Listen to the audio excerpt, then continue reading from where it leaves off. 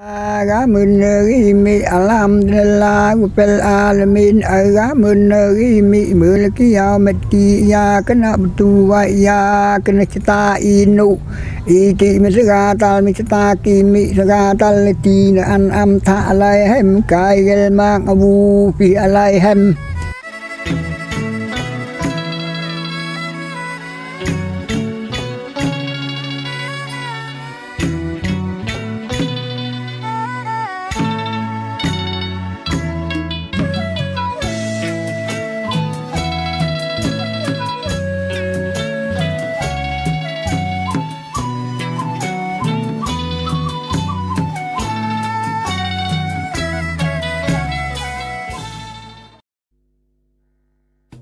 Suku Cham atau Bani Cham adalah kelompok etnis di Asia Tenggara. Mereka menghuni daerah antara provinsi Kampung Cham di Kamboja dan di daerah Phangrang, Tam Cham, Tap Cham, Pang Thiet, Ho Chi Minh City, dan An Giang di Vietnam Tengah. Diperkirakan sekitar 4.000 suku Cham juga tinggal di Thailand. Banyak dari mereka telah pindah ke selatan ke provinsi Pattani, Narathiwat, Yala, Songkhla untuk bekerja. Cham membentuk pusat komunitas muslim di Kamboja dan Vietnam. Suku Cham merupakan keturunan dari kerajaan Champa di daerah Vietnam pada abad ke-7 sampai 15. Mereka berkaitan dengan suku bangsa Austronesia lainnya dan menuturkan bahasa Cham, suatu bahasa Melayu Polinesia dari rumpun bahasa Austronesia. Beberapa sejarawan beranggapan bahwa Islam sampai di Kamboja pada abad ke-11 Masehi. Ketika itu kaum muslimin berperan penting dalam pemerintahan kerajaan Champa di Vietnam. Setelah kerajaan itu runtuh, kaum muslimin memisahkan diri, sebagian sampai di Kamboja.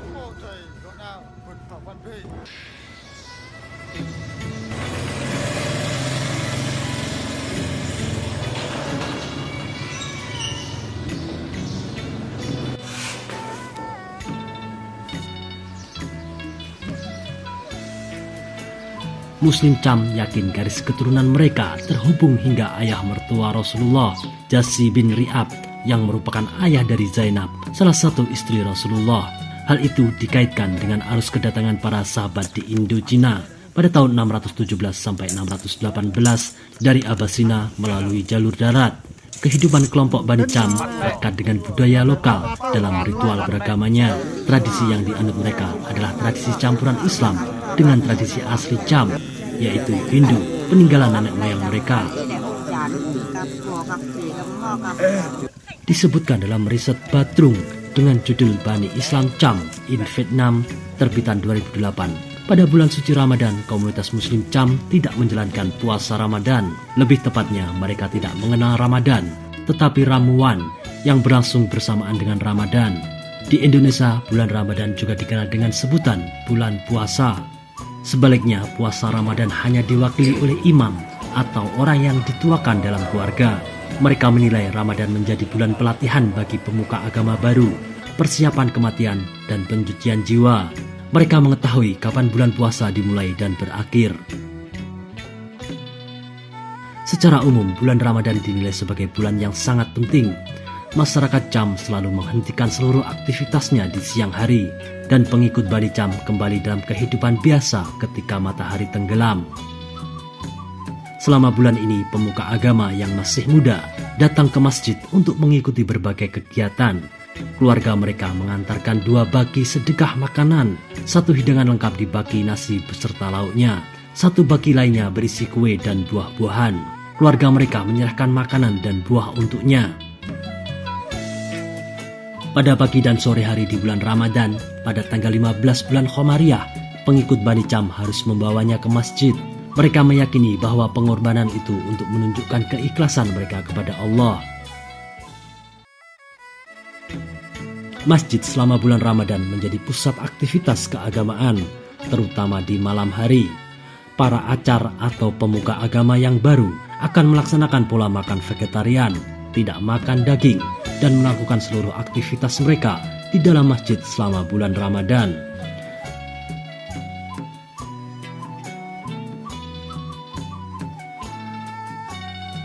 Saat di masjid, para pemuka agama melakukan meditasi selama 3 hari lamanya. Selama 3 hari lamanya, Mereka tidak berbicara, makan, dan minum. Setelah periode ini lewat, mereka melanjutkan dengan dakwah di masjid selama 15 hari di bulan Ramadan. Ramadan yang diyakini kelompok muslim ini berlangsung selama 15 hari, bukan 30 hari. 3 hari sebelum Ramadan, Bani Cham akan menggelar sejumlah upacara dan mengunjungi makam leluhur. Để cho những cái người còn sống tưởng nhớ đến tổ tiên ông bà và những người thân đã khuất. Ngày đầu tiên để bắt đầu cái lễ này đó là lễ tảo mộ. Trong cái lễ này thì những cái hộ trong dòng tộc họ sẽ tập trung lại để đến viếng mộ. Cũng như cái Tết của người Việt thì dù là những cái người ở xa làm ăn ở xa xôi thì vẫn ngày này vẫn phải về để tham gia đoàn tụ với gia đình. Và sáng nay thì mọi người đã rất là tất bật. Xung quanh đây là xe cộ dựng rất là đông và phía trên tập trung rất là đông người. Còn mình đứng dưới đây thì nó hơi vắng một xíu. Ngay bây giờ thì Nguyên sẽ lên kia để mình đến cái nghĩa trang nó gần hơn các bạn nha. Ziarah kubur ini dipimpin oleh acar atau imam. Di sana dilakukan doa untuk orang-orang yang sudah wafat. Yang menjadi catatan adalah tradisi mereka menelungkupkan badan di kuburan. Tradisi ini jelas tidak ditemukan di berbagai komunitas muslim lainnya.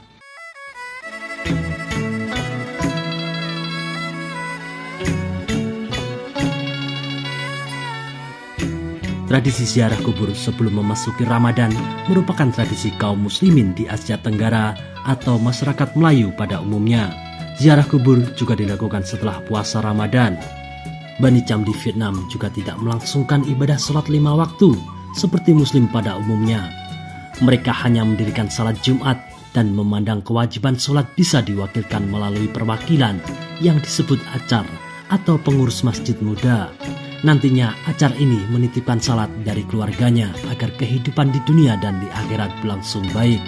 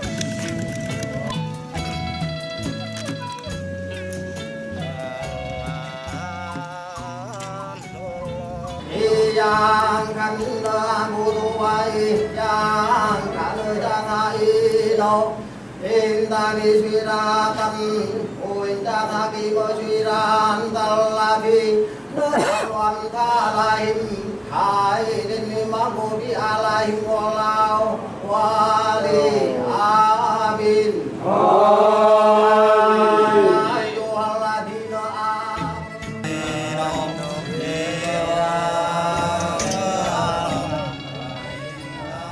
Bagi sebagian masyarakat Cham, kepercayaan Bani Cham bercampur dengan ajaran Hindu dan animisme.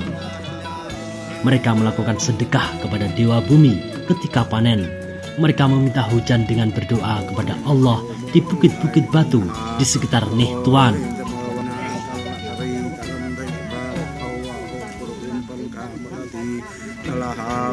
Mereka percaya kepada Allah yang dikenali atau disebut Po Allah atau Po Allah atau Po Luah.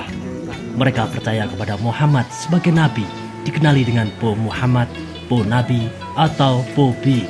Mereka mengenali para sahabat Nabi seperti Abu Bakar, Umar, Utsman, dan Ali. Mereka berpegang kepada perkataan dan perbuatan imam, dikenali dengan Mum, yang dianggap ketua dan penyelesai segala masalah mereka. Apa saja kata Mum diikuti dan ditaati. Mum juga dianggap berkuasa besar dalam kalangan mereka dan mempunyai keistimewaan, terutama karena beliau dilihat memegang kitab suci yang diketahui dalam kalangan Bani Cham atau disebut Quran. Mereka diajarkan membaca dan menulis ayat-ayat pendek dari Quran di Masjid Bani Cham, seperti surat Al-Fatihah. Surat-surat pendek itu ditulis dan diajarkan secara turun-temurun. Penjelasan mengenai isi surat itu pun disampaikan secara lisan oleh para guru. Bismillahirrahmanirrahim.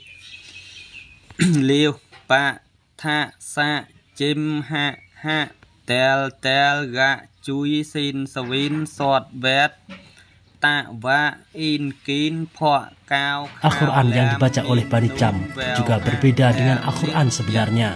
Al-Quran mereka hanyalah manuskrip tulisan tangan Cham kuno setebal 20 halaman. Alunan Al-Quran mereka sangat berbeda.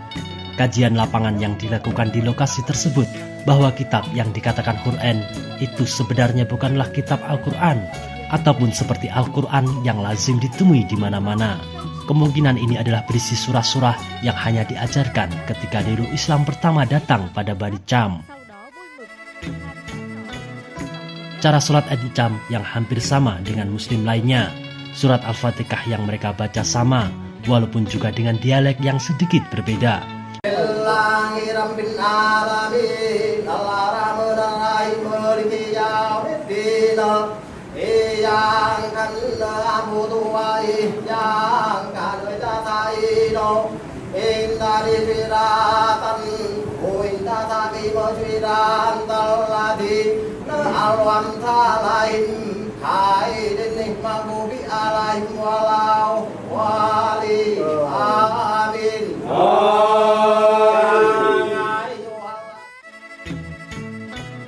Di era modern ini setiap tahun setidaknya ada 80 orang yang menunaikan ibadah haji ke Tanah Suci.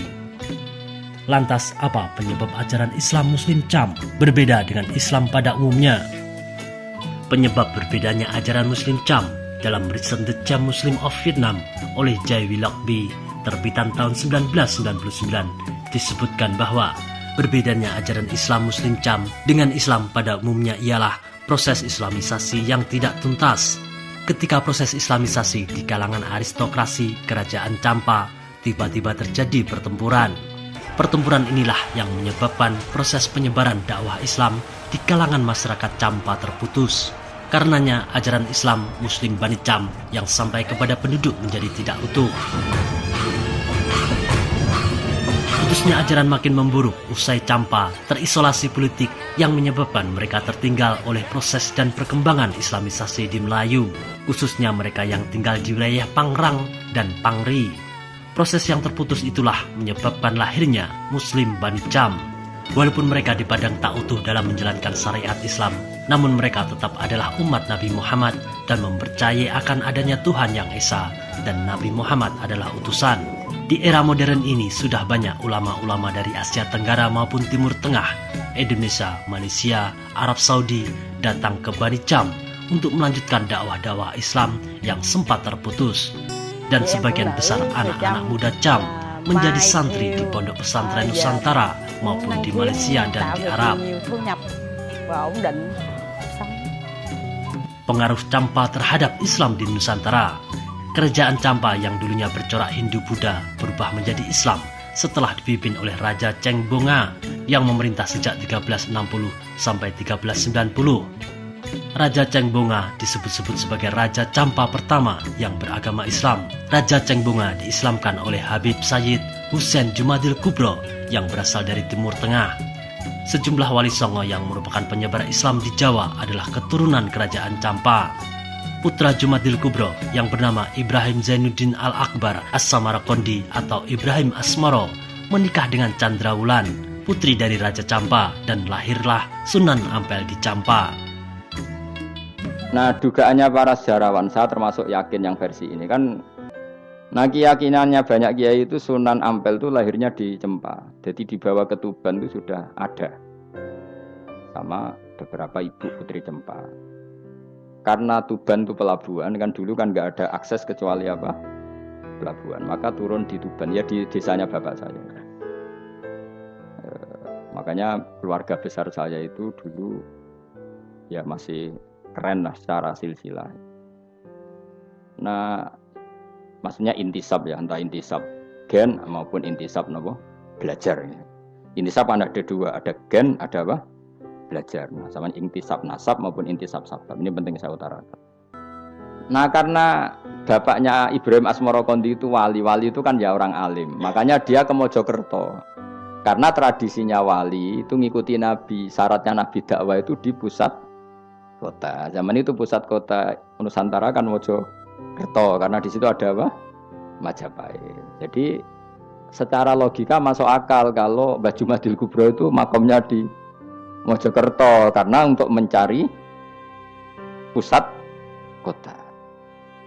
Paham ya? Jadi ini saya setuju dengan versi itu karena coro hitungan-hitungan alim itu masuk akal. Paham napa? Singgah di Tuban karena pelabuhan, milih Mojokerto karena pusat kota. Sementara itu Raja Campa keturunan Cermin Kelantan, Malaysia, yaitu Wanbu Tri alias Sultan Maulana Syarif Abu Abdullah menikah dengan Nyimas Rara Santang, putri Prabu Siliwangi dari Kerajaan Pajajaran di Jawa Barat. Anak mereka kelak menjadi Sunan Gunung Jati. Itulah ulasan singkat tentang Bani Cham.